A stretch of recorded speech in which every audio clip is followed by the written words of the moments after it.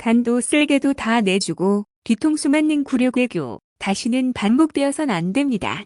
오늘 일본 기시다 총리가 우리나라를 방문합니다. 부디 윤석열 대통령께선 대일굴종 외교를 바로잡을 마지막 기회라 생각하고 국익을 챙기는데 만전을 다해 주십시오.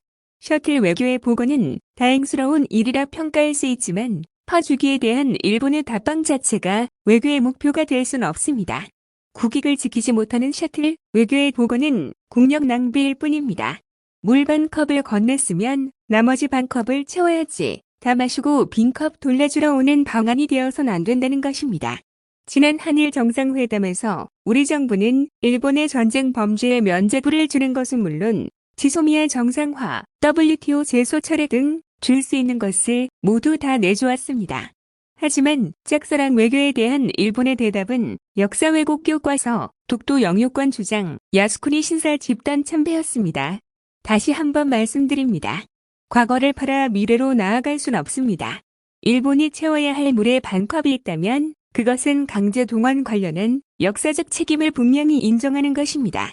이번 정상회담에서 대법원 판결을 무시한 채 피해자 동의도 없이 밀어붙인 강제 동원 해법을 원점에서 재검토해야 합니다. 며칠 전 위안부 피해자 한 분이 또 세상을 떠나셨습니다. 일본의 전쟁 범죄에 대한 온당한 책임을 물을 시간이 얼마 남지 않았습니다. 나아가 과거사에 대한 총리의 직접적이고 분명한 사과를 받아내야 합니다.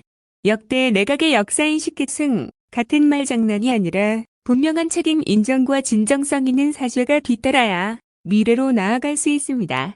같은 의미에서 일본 정부의 연이은 역사 왜곡 행보에 대해서도 사과를 요구하고 받아야 합니다.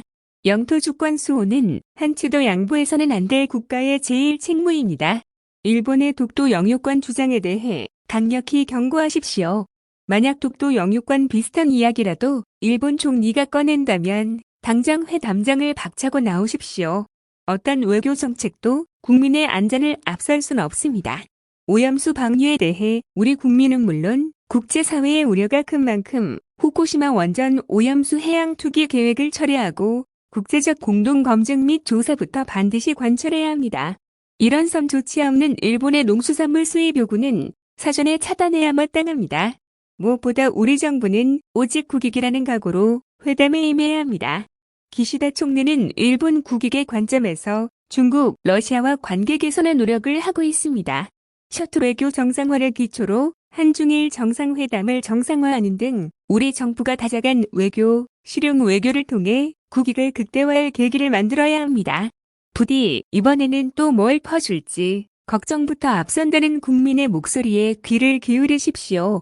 국격을 훼손하는 호갱 외교, 더는 국민이 용납하지 않으실 것입니다.